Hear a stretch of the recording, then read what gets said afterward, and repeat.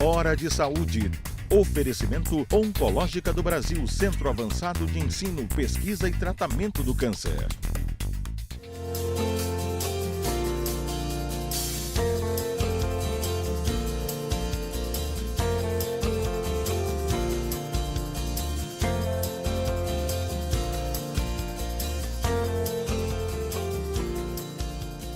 Caros amigos, mais uma vez no nosso programa semanal sobre saúde.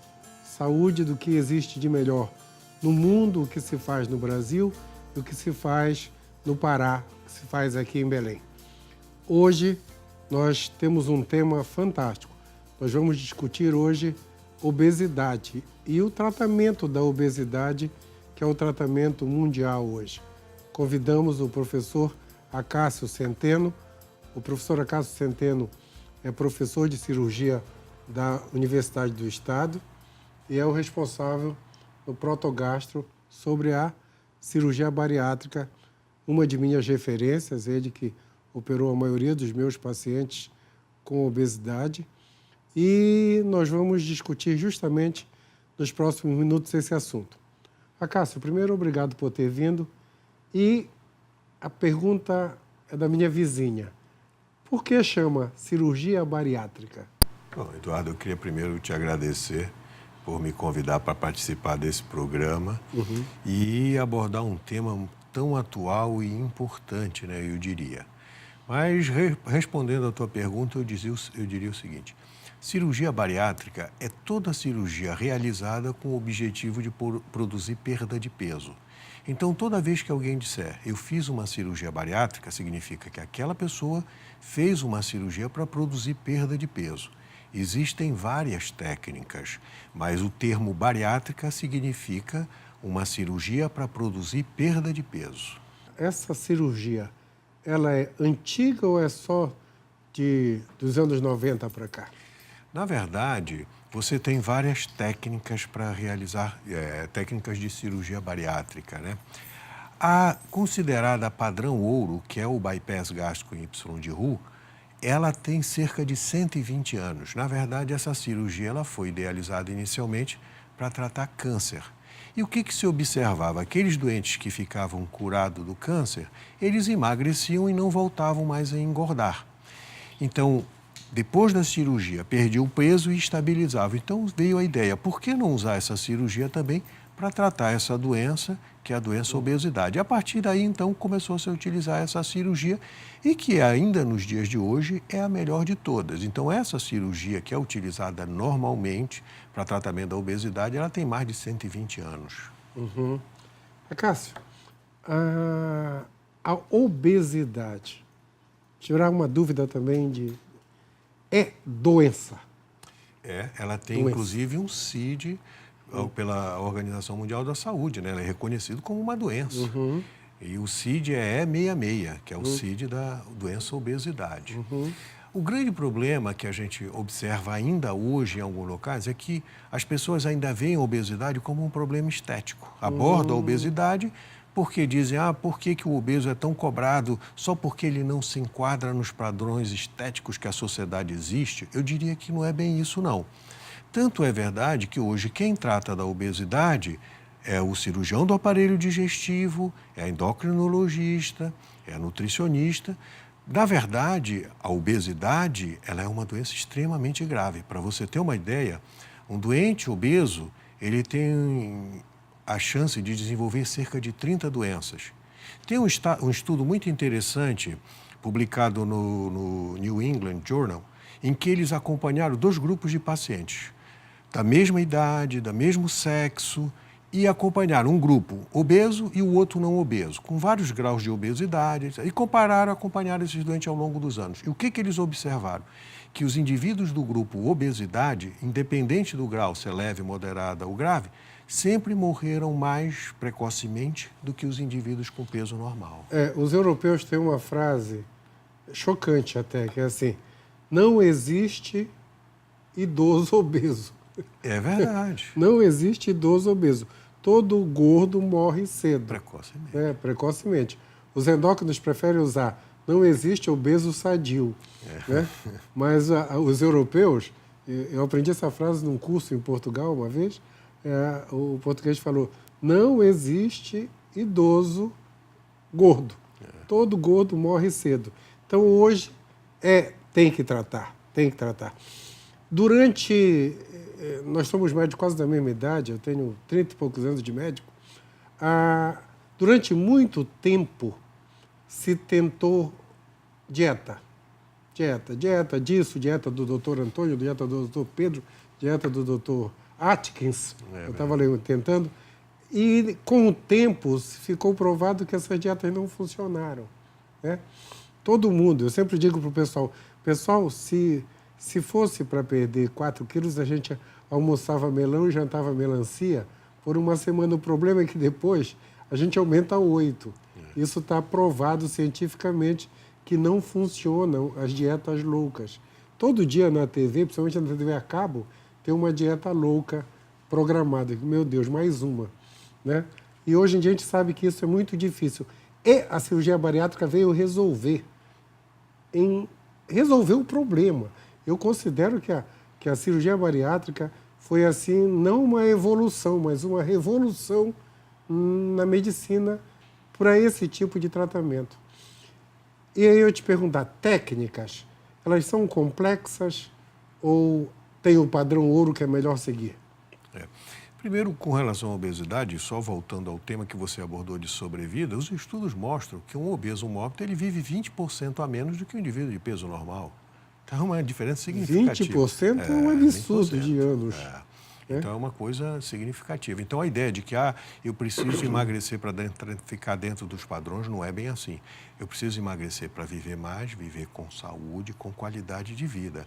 Então, esse que é o foco que a pessoa que tem a doença obesidade tem que ter. Com relação a tratamento, o que eu sempre digo para os meus pacientes é o seguinte: se você parar e refletir, quantos tratamentos para a obesidade já surgiram? E quantos ficaram? Se você olhar, todos passaram e hoje a gente nem ouve falar. Tanto que de vez em quando surge uma dieta nova, etc, etc. E assim vai passar também.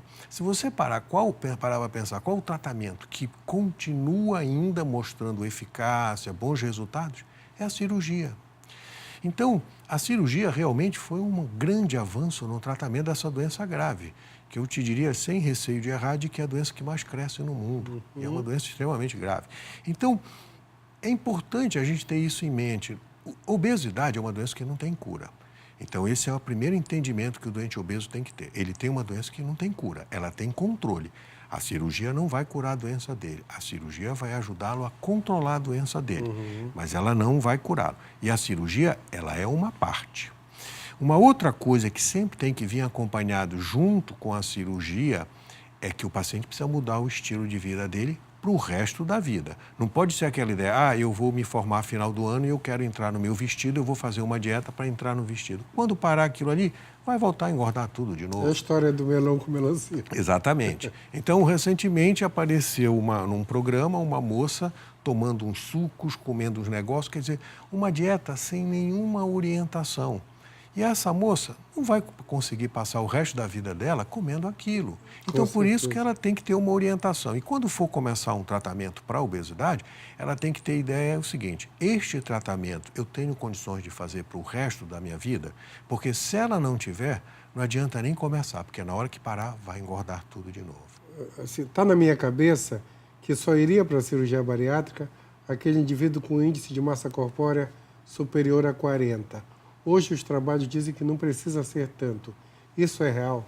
Não, é real. O doente, só pelo peso dele, ele vai indicado a cirurgia a partir do IMC de 40. Isso se ele ainda não tiver desenvolvido nenhuma comorbidade, nenhuma doença associada a essa obesidade. Certo. Mas, se ele tiver um índice a partir de 35, já desenvolvendo doenças relacionadas àquela obesidade, significa que aquela obesidade para aquele indivíduo, embora ela seja considerada moderada, na verdade ela já é grave, porque ela já está trazendo inclusive problemas para a saúde dele. Então ele passa a ter indicação cirúrgica. Então a indicação cirúrgica, ela é posta a partir de um índice de 35 para quem já tem doenças relacionadas àquela obesidade. O meu paciente que é um cardíaco. Um cardíaco com 35 já tem indicação. Se ele for hipertenso, se ele tiver, já teria indicação, sim. Geralmente, vem o trio, né? A obesidade Exatamente. leva a doença coronária e a diabetes. Exato. E aí você tem a síndrome metabólica. Isso. Aí é tudo. Pessoal, índice de massa corpórea é uma conta, é um cálculo. O índice de massa corpórea é o peso da gente dividido pela altura elevada ao quadrado. Vou dar um exemplo. Peso 70 quilos dividido por 1,70 elevado ao quadrado. O resultado dessa conta tem que ser normal de 18 até 25. De 25 a 30, a pessoa já está com sobrepeso. De 30 para 35, obeso. De 35 para 40, muito obeso. Acima de 40, com obesidade mórbida. É isso ainda, né? A de 30 a 34,9, que é 35, seria obesidade leve. De 35 a 39,9, obesidade moderada. A partir de 40, obesidade mórbida. A partir de 50, super obeso. A partir de 60, super obeso. Eita. E aí vai. Eu só conheci até super. Mas tem pacientes Duas muito vezes. mais. Outra coisa, uma pergunta muito importante. Diabetes. A gente ouve nos comentários, nos trabalhos, que eu consigo regredir ou diminuir a quantidade de medicamentos do diabético. Isso é bem real? Isso é verdade. Inclusive, todo mês nós damos palestras sobre cirurgia da obesidade. E lá tem um diapositivo onde eu apresento um trabalho que foi publicado agora recentemente, em 2016, em que ele comparou 2 grupos de pacientes diabéticos, um grupo fazendo o tratamento clínico e outro fazendo a cirurgia. E o que ele observava? No grupo do paciente operado, metade deles não precisavam tomar remédio nenhum, ficaram livres da medicação. Na outra metade, em que precisava ainda tomar remédio, a dose era muito menor do que eles tomavam antes de operar. Puxa. E o que é interessante, no grupo que continuou tomando remédio, nenhum deles se livrou da medicação, continuou tomando remédio. Com relação a índices de controle, os pacientes operados, que a hemoglobina glicada, foi muito melhor controlada nos pacientes operados do que naqueles não operados. O risco de doença cardíaca, infarto, problemas também vasculares, AVC, foi muito maior no grupo tratamento clínico do que no tratamento cirúrgico. O que a gente sabe com relação até o paciente se livrar do medicamento é que depende de quanto tempo ele levou para fazer a cirurgia. Os estudos mostram que quando você opera esse doente que já está usando insulina, a chance dele continuar ainda precisando de algum medicamento oral é maior.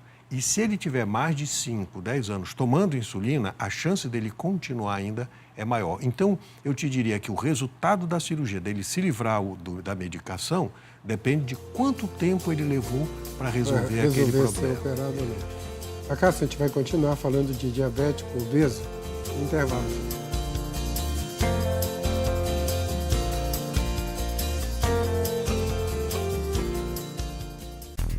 Hora de Saúde. Oferecimento Oncológica do Brasil, Centro Avançado de Ensino, Pesquisa e Tratamento do Câncer.